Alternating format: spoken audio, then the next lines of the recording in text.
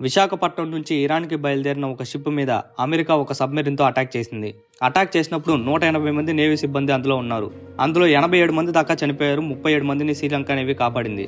Visakhapatnam conduct చేసిన international naval ఈవెంట్లో పాల్గొనడానికి ఇరాన్ షిప్ ఐరిస్ డైనా ఫిబ్రవరి 20 విశాఖపట్నం పోర్టుకు వచ్చింది. 5 రోజుల ఈవెంట్ని కండక్ట్ చేశారు. ఈ ఈవెంట్ ఒక ముఖ్య ఉద్దేశం ఏంటంటే సముద్రంలో ప్రమాదకర సిచ్యువేషన్లో మనల్ని మనం ఎలా కాపాడుకోవాలి, ఒక దేశానికి ఇంకొక దేశం ఎలా హెల్ప్ చేసుకోవాలి అనేది ఈవెంట్ యొక్క ముఖ్య ఉద్దేశం. ఈ ఈవెంట్లో 74 దేశాలకు సంబంధించిన షిప్స్ పార్టిసిపేట్ చేశాయి. దాంట్లో అమెరికా ఉంది, చైనా ఉంది, శ్రీలంక కూడా ఉంది. ఇప్పుడు జరుగుతున్న ఈ వారికి ఈ విశాఖపట్నం ఈవెంట్కి అసలు సంబంధం లేదు. విశాఖపట్నం నుంచి ఇరాన్కి వెళ్తున్నప్పుడు శ్రీలంకకి కొద్ది దూరంలో అమెరికా సబ్మెరైన్ టోర్పేడోతో అటాక్ చేసింది. అసలు ఆ షిప్లో ఉన్న వారికి ఏం జరుగుతుందో తెలీదు.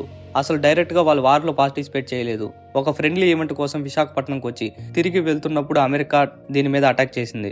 ఈ అటాక్లో 87 మంది దాకా చనిపోయారు. 30 మందిని శ్రీలంక నేవీ ఫోర్స్ కాపాడింది. మిగతా వారి కోసం వెతుకుతుంది. ఆ వెతుకుతున్న వారిలో కూడా చాలా వరకు చనిపోయే అవకాశమే ఉంది. ఒక ఫ్రెండ్లీ ఈవెంట్ కోసం వచ్చి తిరిగి వెళ్తున్నప్పుడు అటాక్ చేయడం ఎంతవరకు కరెక్ట్? అమెరికా అయితే దీన్ని వెనకేసుకొస్తుంది. ఇరాన్కి సంబంధించిన దేని మీదైనా మేము దాడి చేస్తామంటుంది. కానీ ఇలా అటాక్ చేయడం అనేది తప్పు అని నాకు అనిపిస్తుంది. కొన్ని నిమిషాల్లో వాళ్ళకి ఏం జరుగుతుందో కూడా తెలియదు, అంతమంది చనిపోయారు. ఇలా అటాక్ చేయడం కరెక్టా తప్ప? మీరు కూడా మీ ఒపీనియన్ని కామెంట్ సెక్షన్లో చెప్పండి.